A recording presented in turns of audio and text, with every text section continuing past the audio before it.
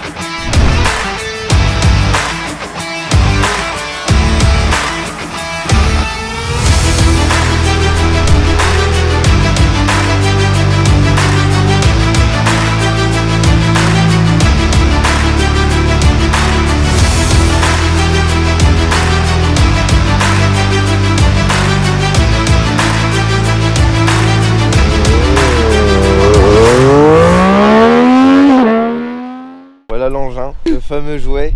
Pourquoi ce style de moto? Alors pourquoi cette moto? Alors déjà parce que j'ai pu du coup la récupérer, elle appartenait à mon père en fait, pour faire simple avant. Du coup il m'a permis de l'avoir assez rapidement après ma passerelle, parce que comme vous le savez tous, on est bridé pendant 2 ans. Et après on peut passer le full, donc le A, et après on peut avoir un engin considérablement plus dangereux.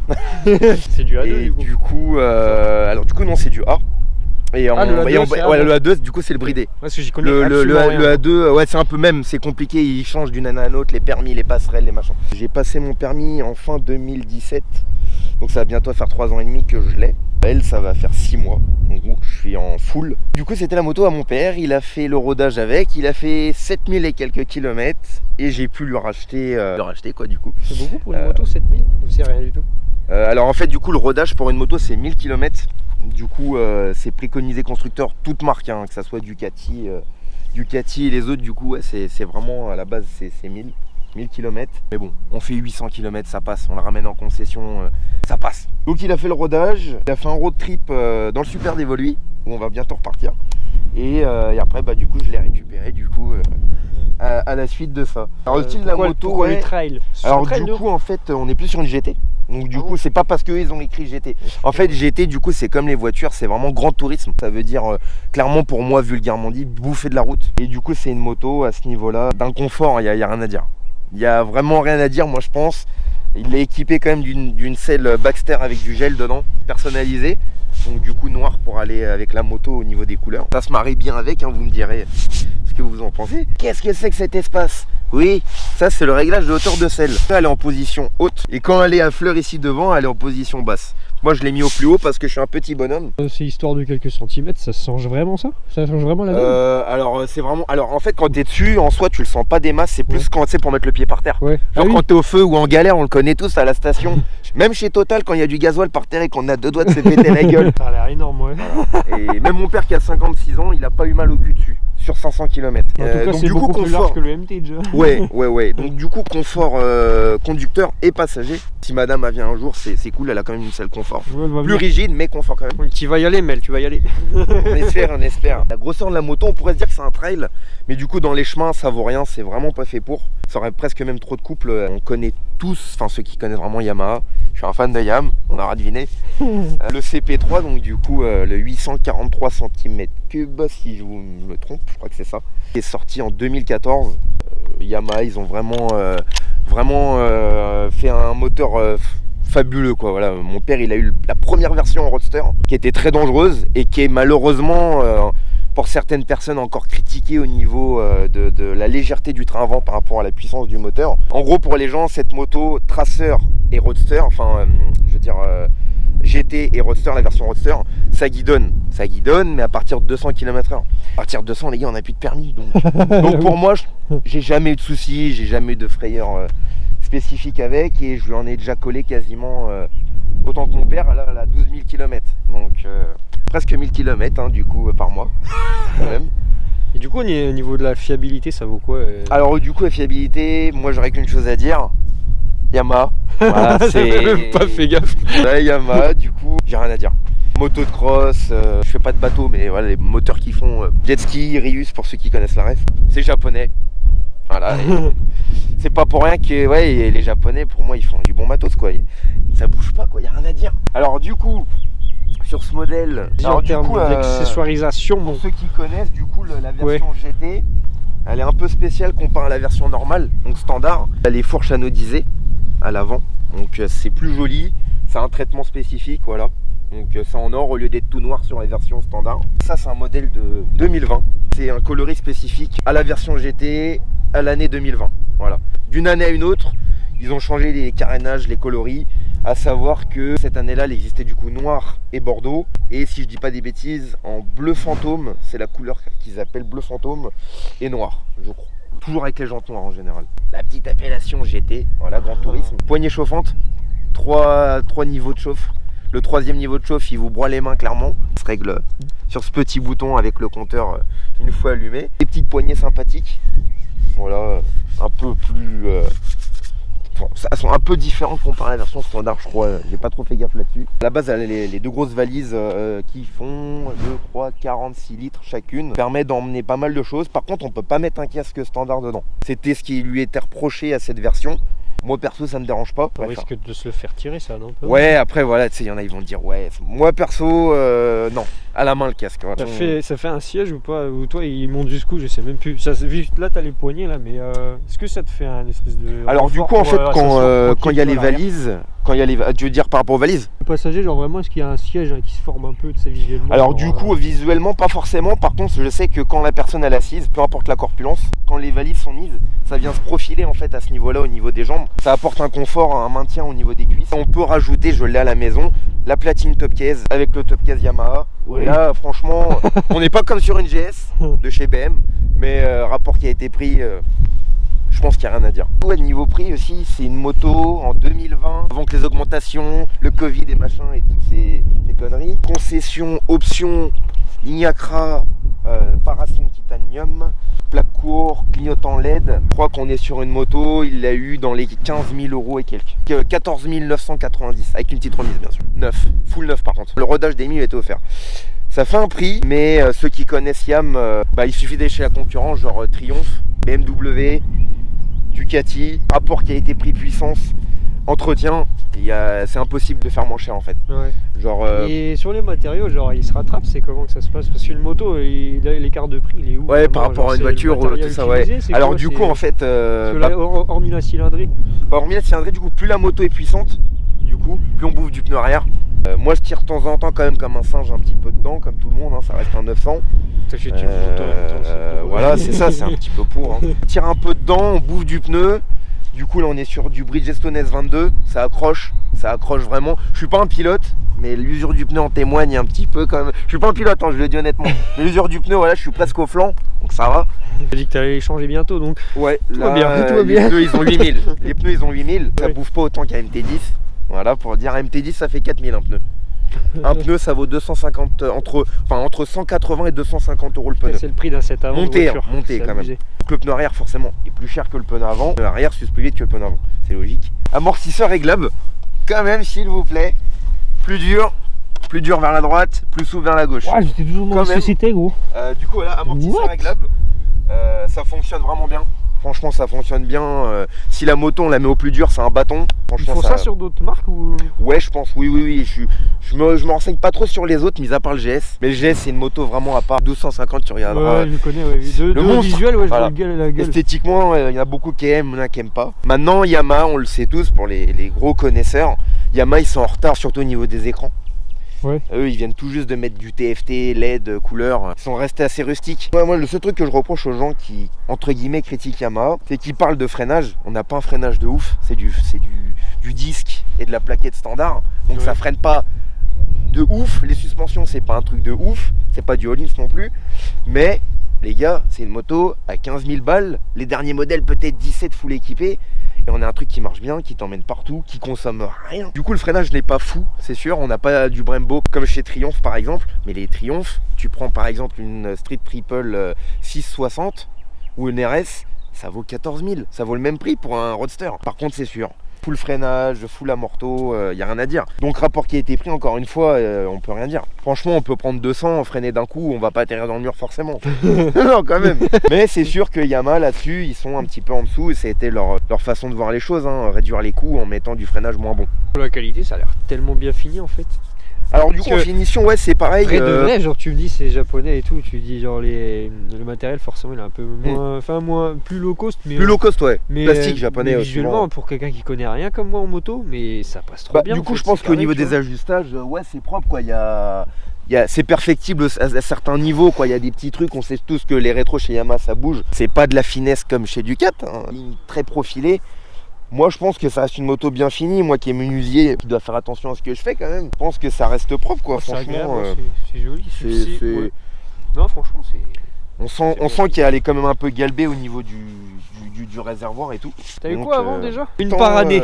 Toujours chez Yamaha, toujours chez Yamaha, toujours. J'ai eu un Tracer 700 A2, le fameux, hein, très connu aussi sur YouTube, en long, en large, en travers dans tous les pays. Je l'ai gardé 1 an et demi et après j'ai voulu entre guillemets un peu plus de sportivité. Je suis passé sur sa petite sœur, le Roadster, le 07 Roadster A2, qui était jaune fluo, j'ai des photos aussi. Bicylindre, rien à dire non plus. Si ce n'est que, on le sait tous, dès qu'on freine sur le 07, on ressent vraiment. Un lapin. Ouais, c'est une pompe à une pompe. Marrant.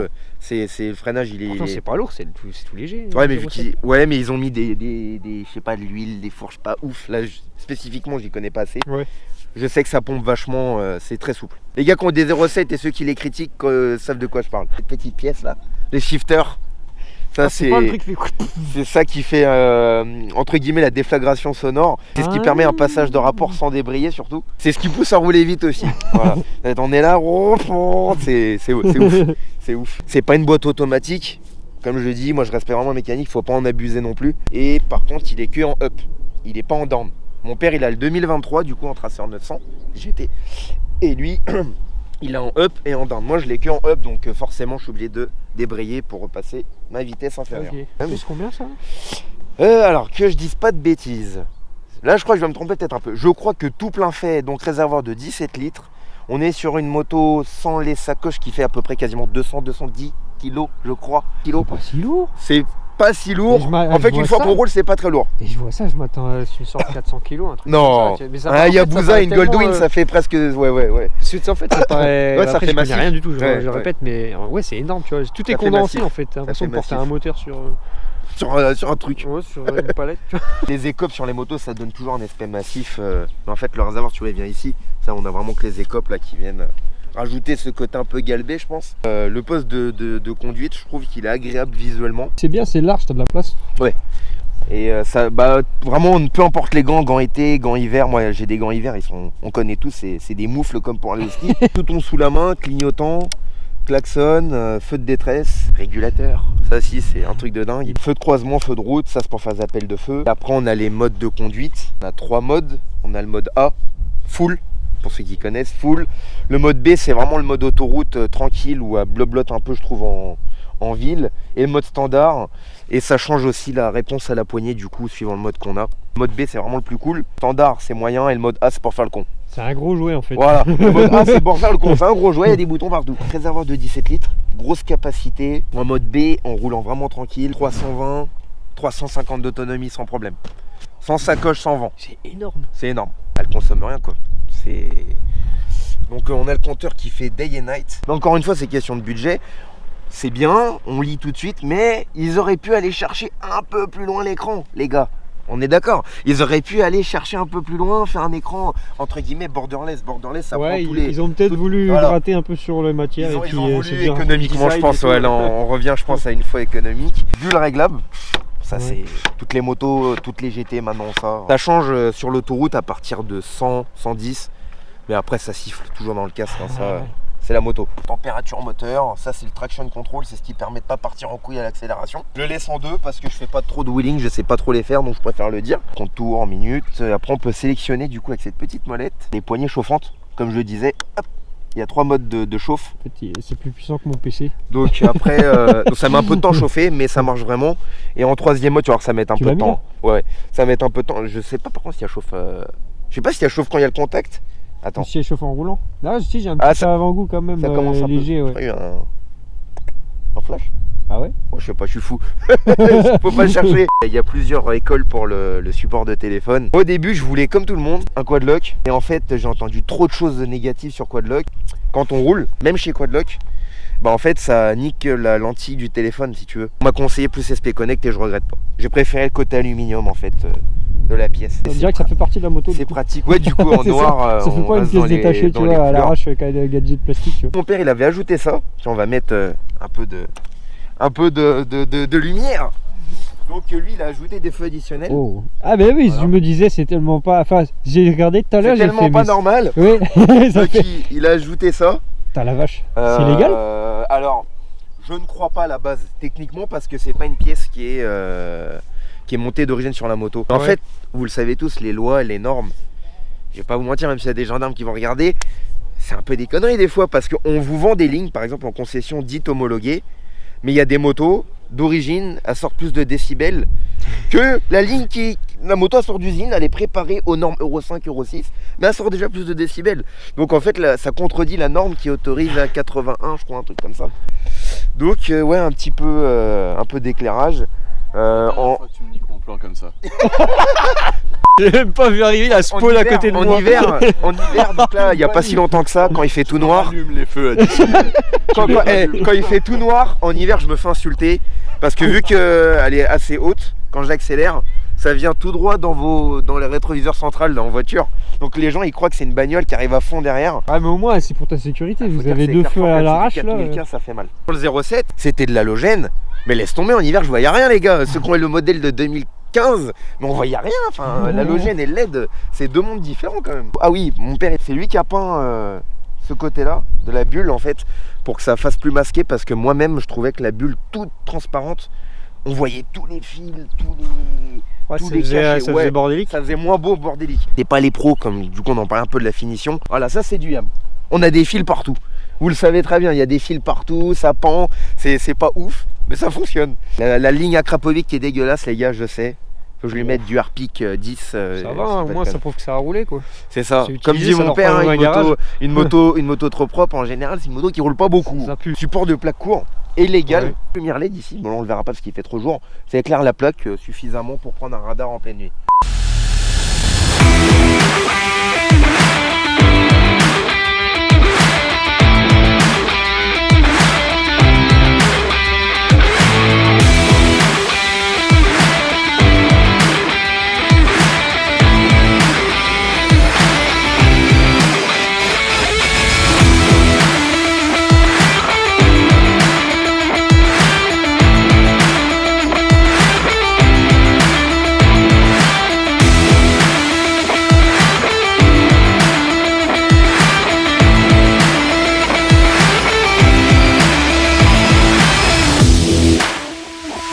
Là actuellement 11 989 km, donc le temps de rentrer alors c'est 12 000. Point faible et point fort de cette moto. Point fort, moteur. À 4-5 000 tours minute en mode standard, on commence déjà à avoir un petit coup de pied au cul, et dès qu'on passe les 6-7 000, bam, c'est bon, on prend le coup de pied au cul. C'est marrant, donc c'est vraiment comme les voitures. Ouais, sauf Honda où il faut aller chercher plus loin. Étant fan de Honda aussi. Honda c'est juste corrupteur qu'on y va. Point faible, le compteur pour moi, l'écran. C'est un point faible mais à la fois pas très logique ce que je dis, parce que du coup vu que c'est des raisons économiques, ils pouvaient pas mettre un écran, une tablette Apple quoi. Ouais, donc ça serait mon point négatif, sinon pour moi le reste... Tranquille. Les flemmards sur l'écran. Ouais, les flemmards. L'assurance, un truc important. Ah oui, l'assurance, oui. J'ai un peu plus de 3 ans de permis. En tout risque, la moto dort sous un auvent. En tout risque, chez AMV, sans malus, pardon. Je suis à 78 € par mois. Combien? C'est énorme. C'est énorme, mais un MT10 c'est 150. Bah, c'est tellement du vol. C'est cher. Là on est en mode standard.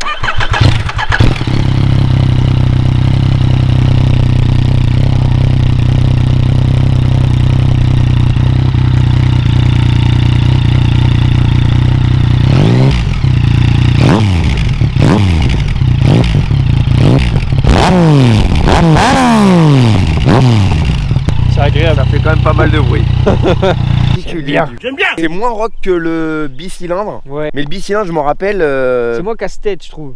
Bah Plus, ouais, c'est exactement ça. C'est plus monotone, mais c'est beaucoup moins chicane, casse-tête. pas chicane, je rentrais le soir, j'étais comme ça. Là, t'es comme ça quand t'enlèves la chicane par contre. Sans chicane, c'est intenable. Je sais pas comment vous faites les gars qui roulent en 0,9 sans chicane.